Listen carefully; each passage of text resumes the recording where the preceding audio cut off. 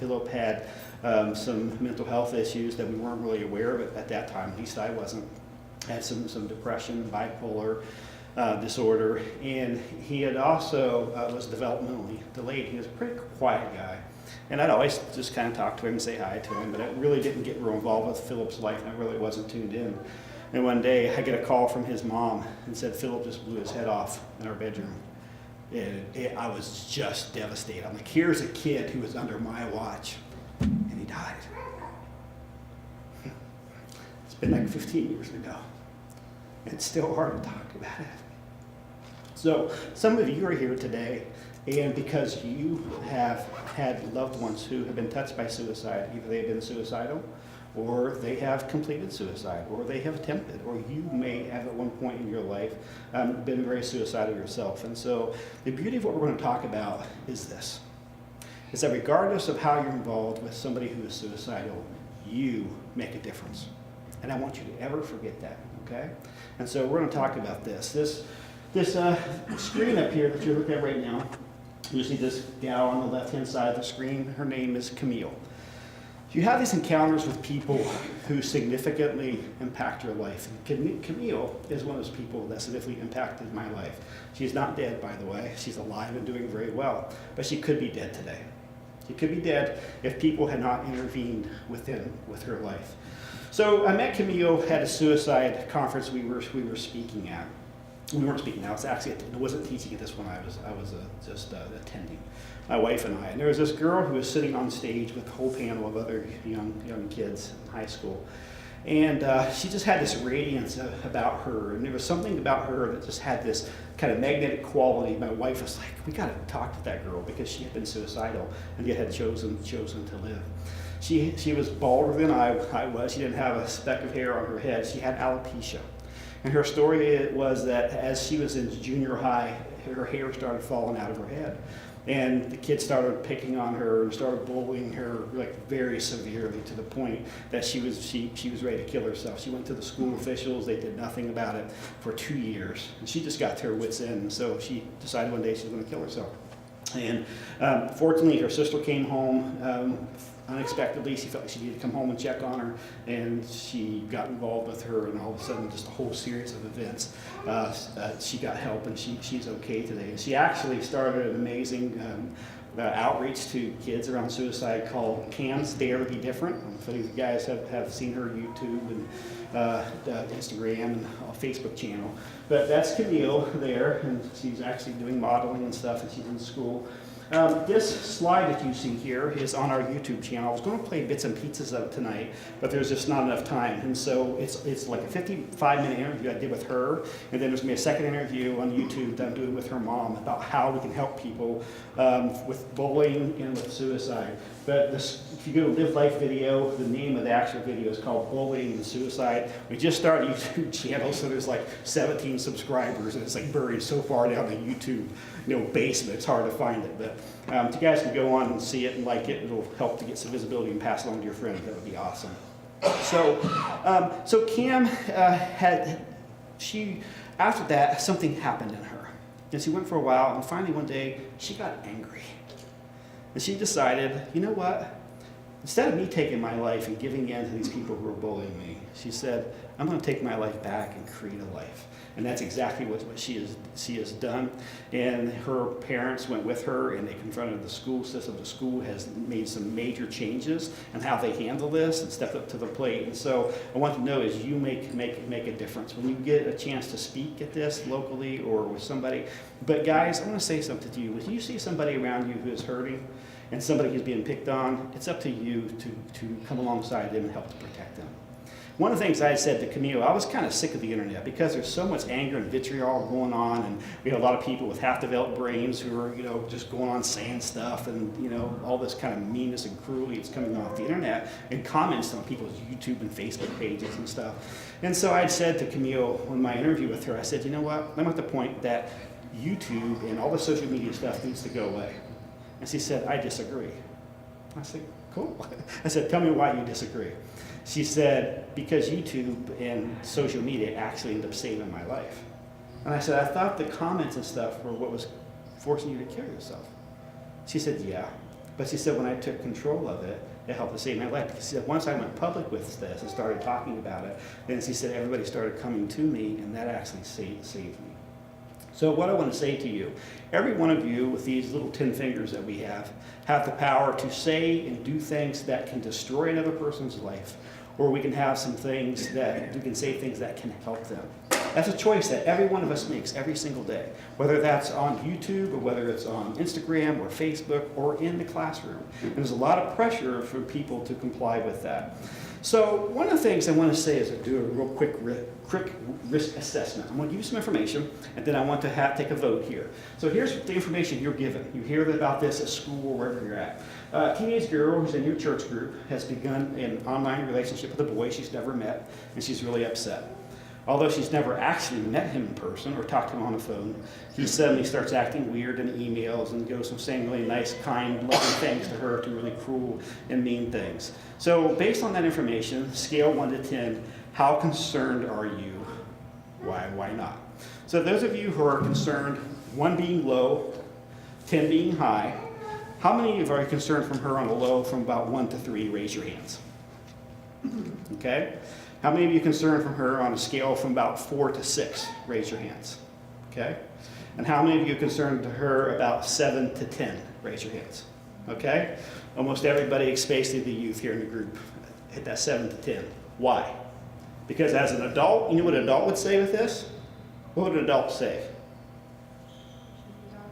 She ain't talking to that boy anyway, right? What else would they say? I have 3 daughters, 3 teenage daughters. Give me your phone. Yeah, I'm banning you from the internet, right? So yeah, because we as adults, especially me as a dad sometimes, except I had 4 sisters growing up and 3 teenage daughters, so I understand a little bit better. They educated me well. So yeah, some people would say, that's not a real relationship. You never met this guy. Just don't talk to him. You know, just cut it off. But here's the real story. I want you to watch this.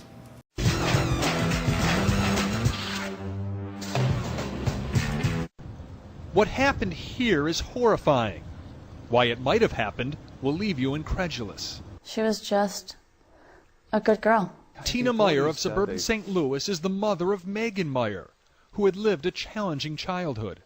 She got bullied in school, and she had big self-esteem issues. She had struggled with depression since she was in the 3rd grade. Megan's mother and father allowed her to set up a MySpace account under their supervision, and said their 13-year-old swooned when she got her first affectionate note ever from a boy named Josh Evans. He thought she was really pretty, posted on her comments on her pictures, you know, this is beautiful, your eyes are beautiful. For about a month, Josh sent her instant messages saying things like, lucky me and lucky you, 'cause you're my number 1.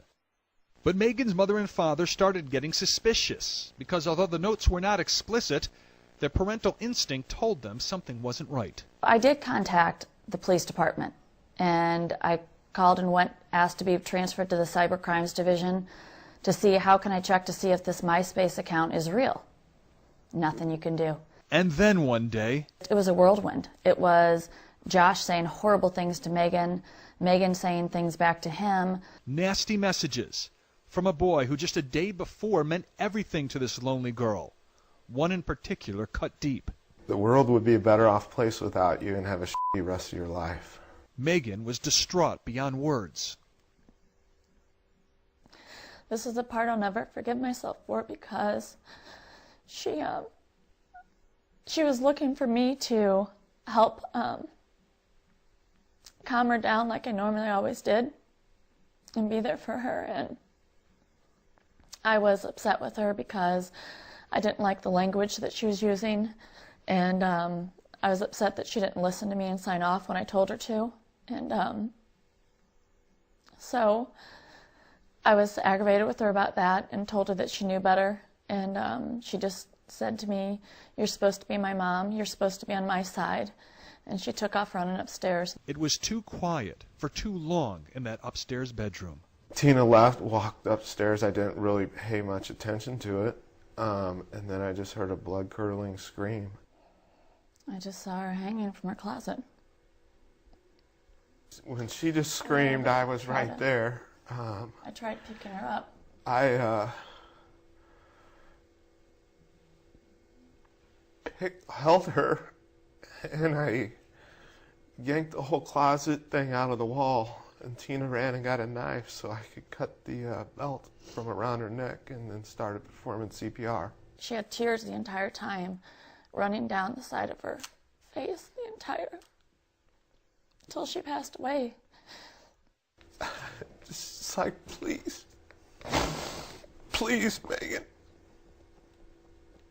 breathe. Megan was pronounced dead the next day. When Ron Meyer came home from the hospital, he wanted to find Josh Evans, let him know what he had done to his little girl. The first place he tried to look was Josh's MySpace page. It was deleted. The whole Josh Evans no longer existed. A month passed as the Meyers struggled with their grief, searching for answers why their daughter went to such extremes, and who was the boy who drove her there. Then a neighbor told them something stunning. Josh Evans was actually the creation of a mother who lived on the same block as the Meyers. A mother who actually went to Megan's funeral. According to an official police report, that mother acknowledged it. The report saying, in the months leading up to Meyer's daughter's suicide, she instigated and monitored a MySpace account which was created for the sole purpose of communicating with Meyer's daughter.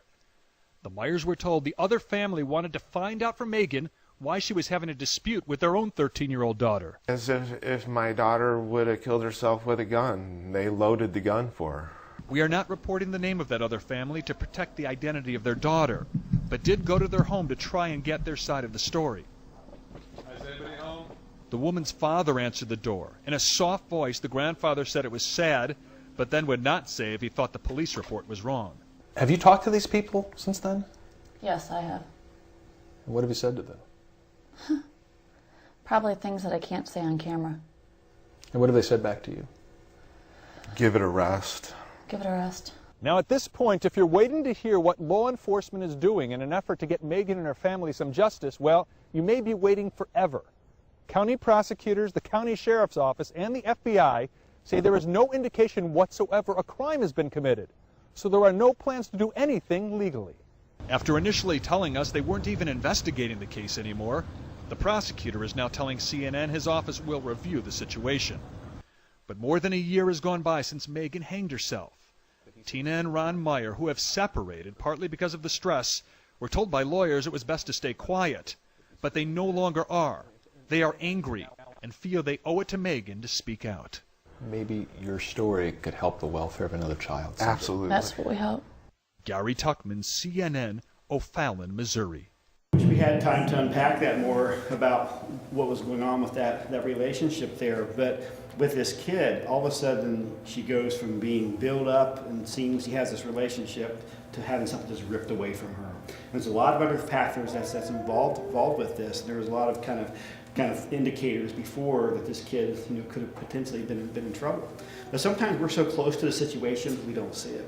I teach another course, and a lot of the stuff in this class is out of a 14-hour, 2-day course that I teach called Understanding Suicide.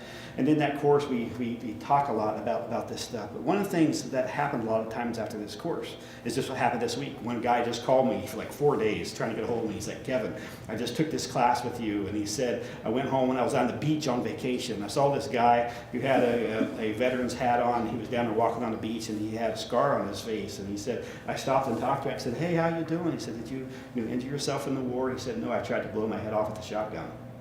And he said, that day, after taking a suicide course, I ran into 2 people who had been suicidal or were actively suicidal at that time.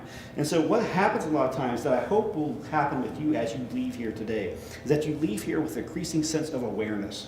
And when you see somebody around the school or around your youth group who's just not the same way that they used to be, and they've had a major loss, or maybe their parents are going through a divorce, or whatever it is that's happened, or they just got diagnosed with some illnesses, all of those are all risk factors that I want for your ears to perk up and get involved, because you matter, and listening and sitting with somebody can make a major difference in their lives when they're in that heightened state of vulnerability. If you look at the suicide stats,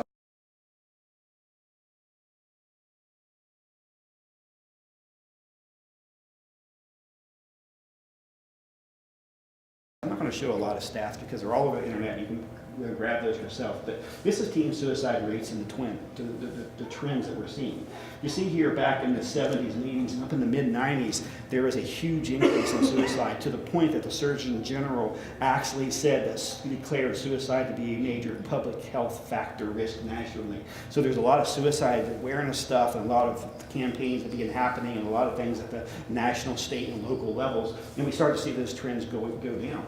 But the concerning thing to me in this past couple of years, you can see since around the mid-2000, 2006, 2007, and they've been increasing for both men, boys and girls, for males and females. The top line here, that's solid, that's suicide rates for males, and the bottom is suicide rates for females.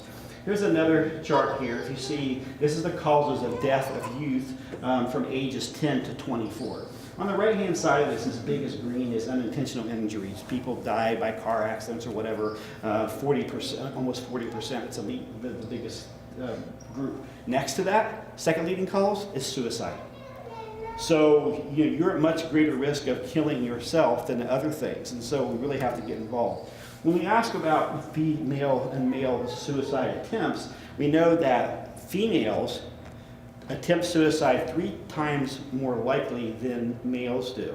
But males are 4 times more likely to end up completing suicide. Anybody want to understand why? Well, one of the reasons is that males usually use a more lethal means. Okay, so there's not as much a chance to intervene with them as well. So a lot of times it's by guns or other things as well. So one of the things is that we look at that is firearms. And so one of the things, those of you who are like me and grew up in a household, we had guns everywhere and stuff, is it's really important to make sure you lock them up. If you have somebody who's mentally ill or is suicidal or who has depression, it's very important to secure those lethal means.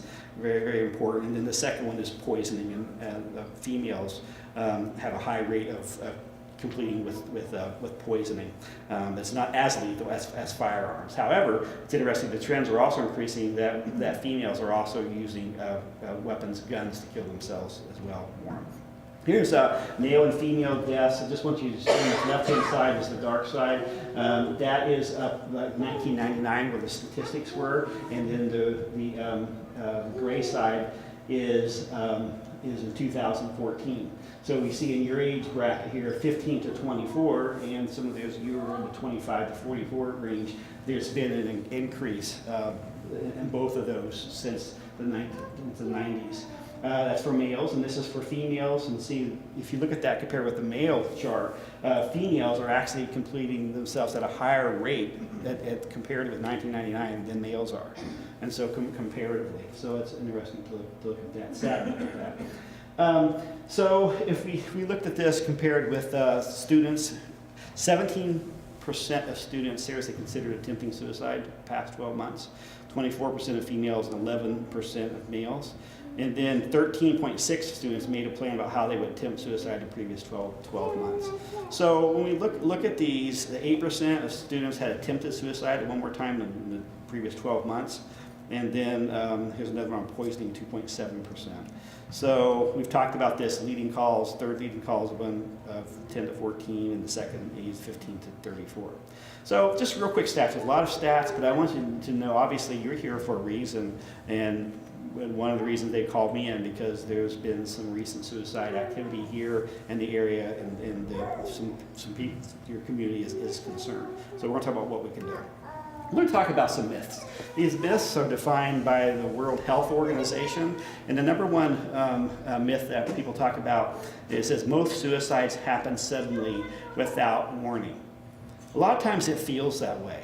And yes, there are certain circumstances where a person does complete, they're very impulsive, and all of a sudden they don't have much time to intervene, but almost always in these cases, the majority of these suicides have been preceded by there were some warning signs. And what happens when I deal with families and communities and schools in the aftermath, when I sit down with people in the aftermath and say, yeah, now looking back, I see these signs, I see these things, I didn't see them now. We always talk about this and say, hindsight is 20/20, right?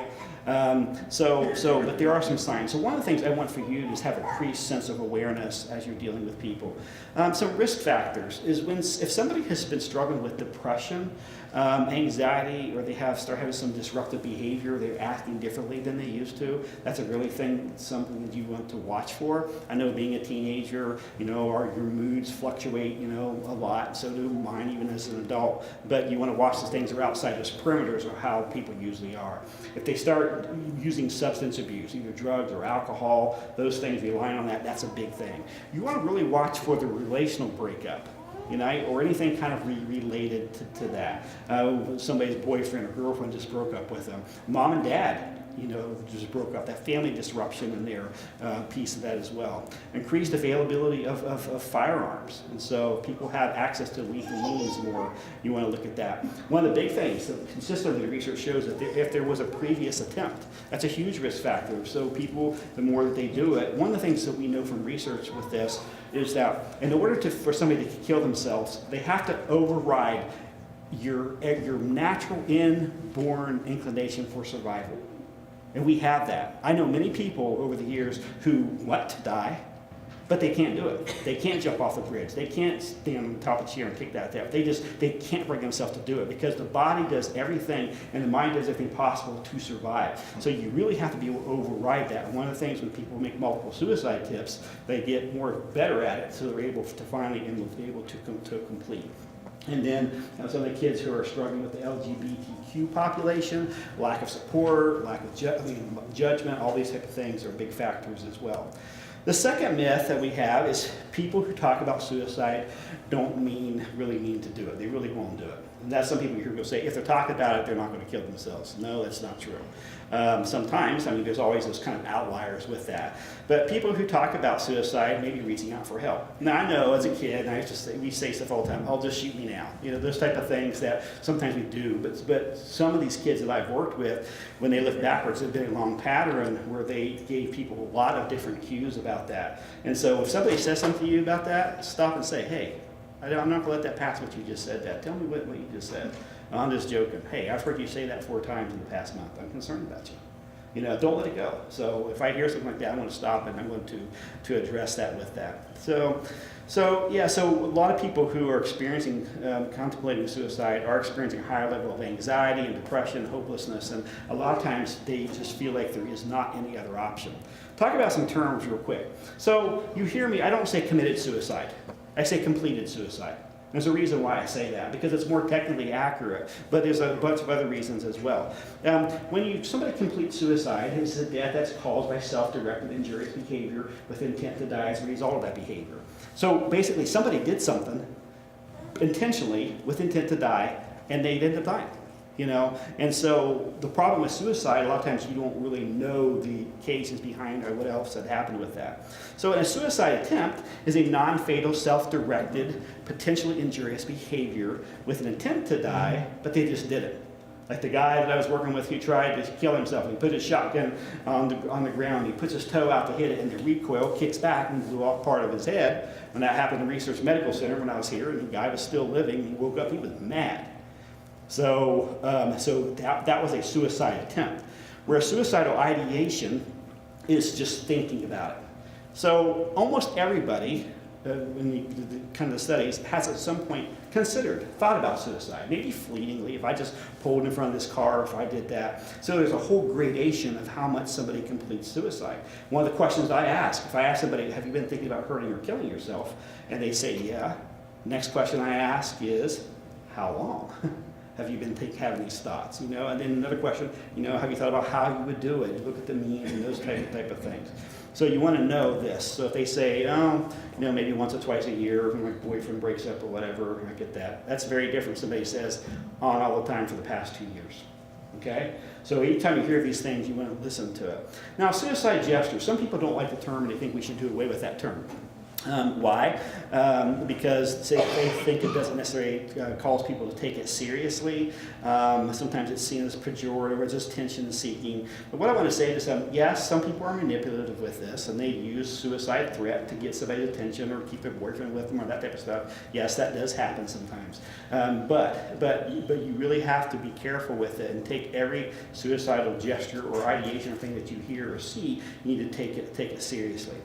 NSSI, you hear this term a lot, is non-suicidal self-injury, typically known as cutting. And so a lot of times I get a lot of questions about people, and I work with a lot of people who are, quote, cutters through the years, and they're like, when somebody's cutting, that's a sign that they are suicidal. No, not necessarily. But cutting, people don't cut themselves because they're happy and joyful, right? There's something going on. There's a lot of angst or anger or pain or frustration inside. So I've done a lot of interviews with cutters and worked with them through the years. And so while they may sometimes have a temporary kind of relief or release from that pain, there's other far more productive and healthy ways to deal with that pain. And one of those is through relationship.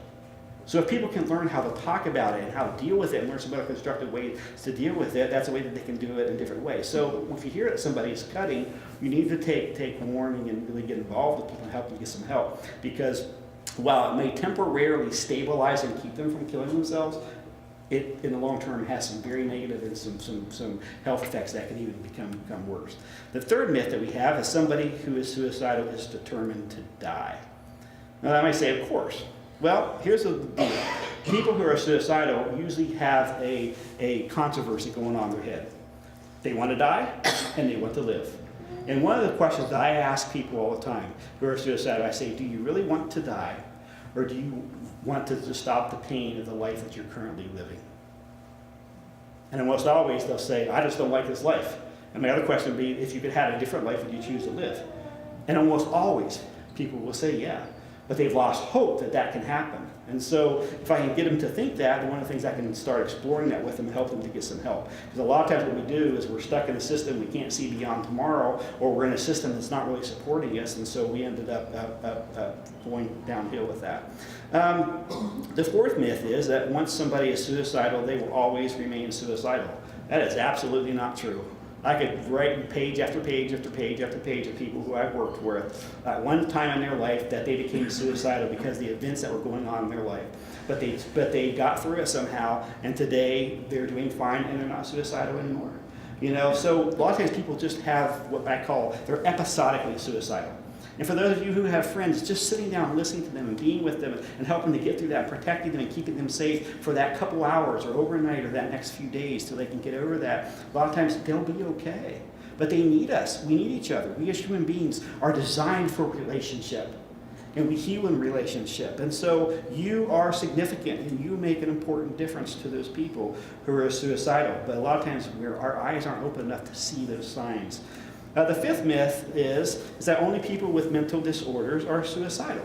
That's just not true. Yes, there's a huge correlation between depression and other mental illness, a huge correlation with that.